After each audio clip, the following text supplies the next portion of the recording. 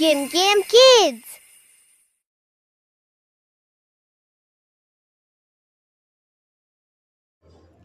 அடுத்த நாள் காலை கிராமம் அமைதியாக இருந்தது. பறவைகள் சத்தம் செய்தன.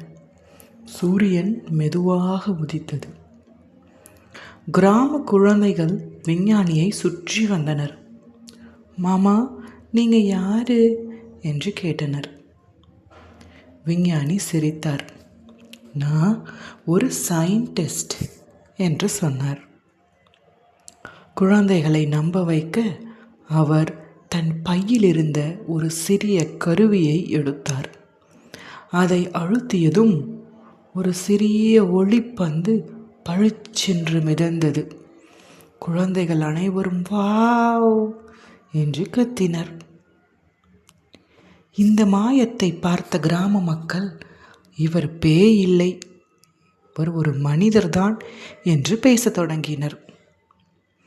அப்போது ஒரு மூதாட்டி முன்னே வந்தார். மகனே, இடி மின்னல் வந்ததால் தான் நீ இங்கே வந்திருக்கிறாய். மீண்டும் அதே போல வந்தால்தான் நீ திரும்பவும் செல்ல முடியும் என்று கூறினார். அவர் சொன்னபடி விஞ்ஞானி ஒரு உயர்ந்த மலை மேல் ஏறி இடி வருவதற்காக காத்திருந்தார். திடீரென்று காற்று பலமாக வீசியது.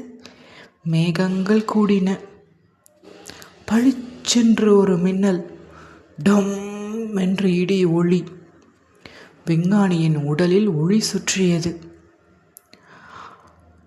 அவரது கால இயந்திரத்தின் சக்தி மீண்டும் வேலை செய்தது. ஒரு ஒளி வாயில் அவர் முன் திறந்தது.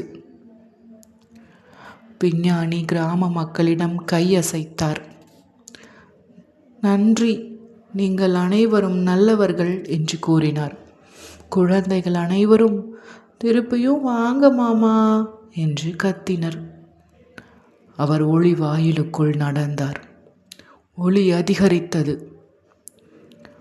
ஆனால் அவர் உண்மையிலே எதிர்காலத்திற்கு திரும்பினாரா?